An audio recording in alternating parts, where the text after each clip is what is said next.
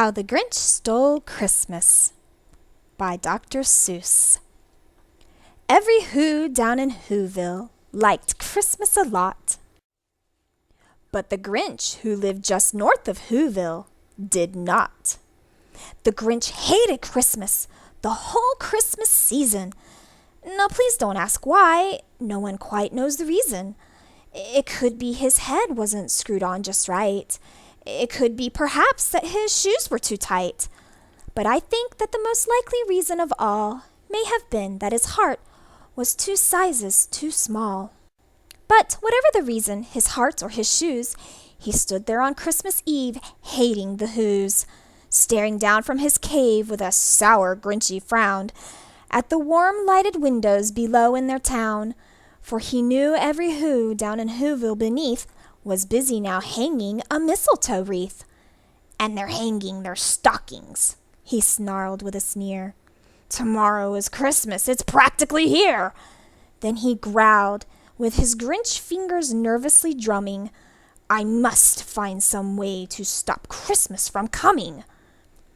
For tomorrow he knew all the Who girls and boys would wake bright and early. They'd rush for their toys. And then, oh the noise, oh the noise, noise, noise, noise. That's one thing he hated, the noise, noise, noise, noise. And then the Whos, young and old, would sit down to a feast, and they'd feast, and they'd feast, and they'd feast, feast, feast, feast.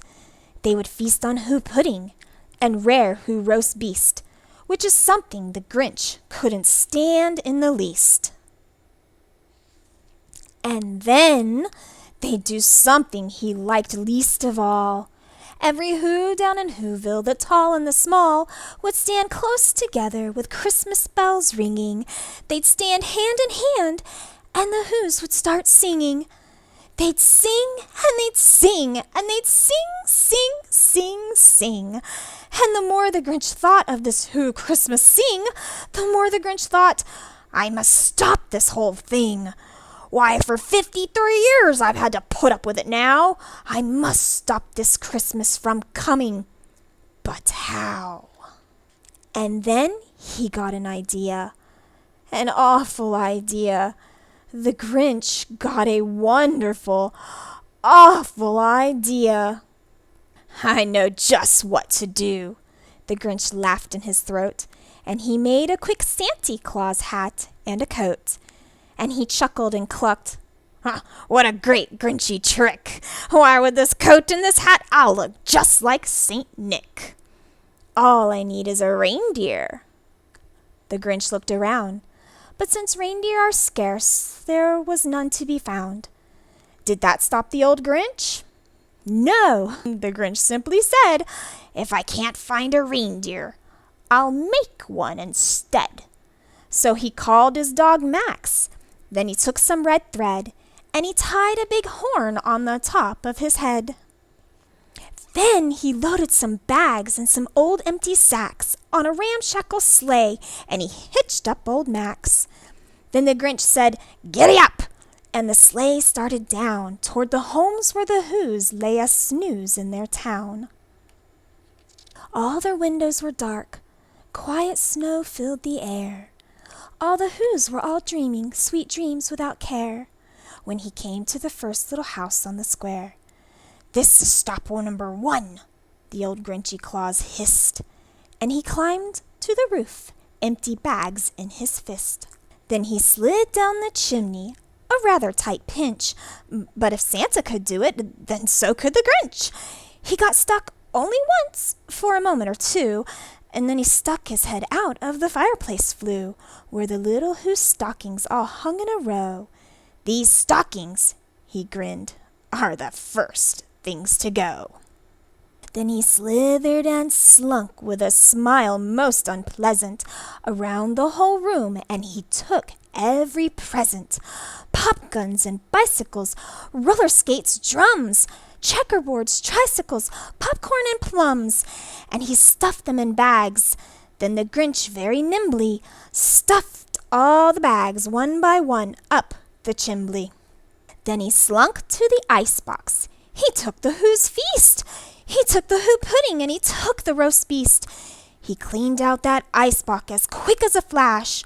Why, that Grinch even took their last can of Who hash.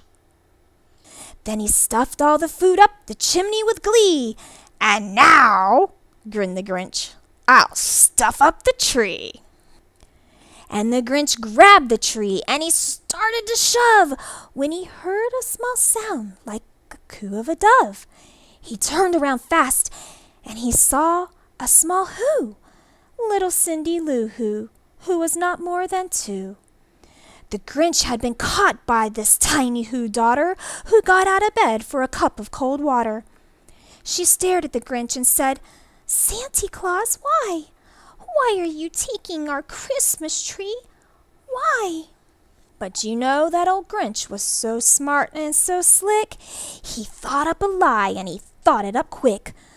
"Why, my sweet little tot," the fake Santa Claus lied, "there's a light on this tree that won't light up on one side.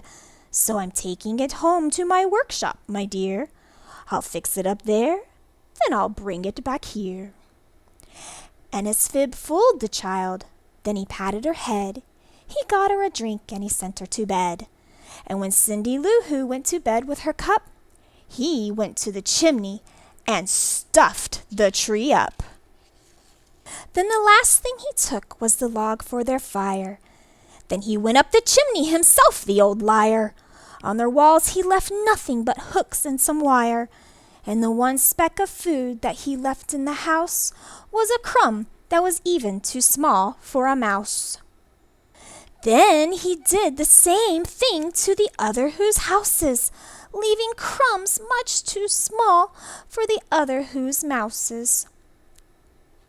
It was 1/4 dawn, all the Who's still abed, all the Who's still a snooze, when he packed up his sled, packed it up with their presents, the ribbons, the trappings, the tags and the tinsel, the trimmings and trappings. 3,000 feet up the side of Mount Crumpet, he rode with his load to the tip-top to dump it. "Pooh, pooh, to the Who's," he was grinchiously humming. "They're finding out now that no Christmas is coming.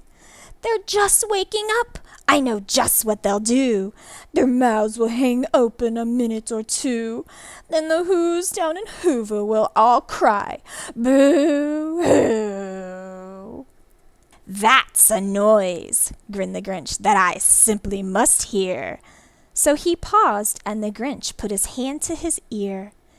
And he did hear a sound rising over the snow. It started in low, then it started to grow. But the sound wasn't sad. Why, the sound sounded merry. It couldn't be so.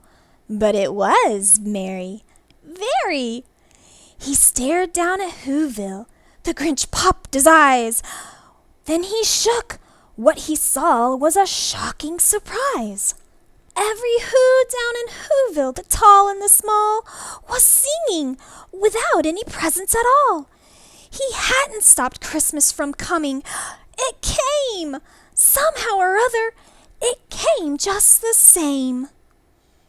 And the Grinch, with his Grinch feet ice cold in the snow, stood puzzling and puzzling.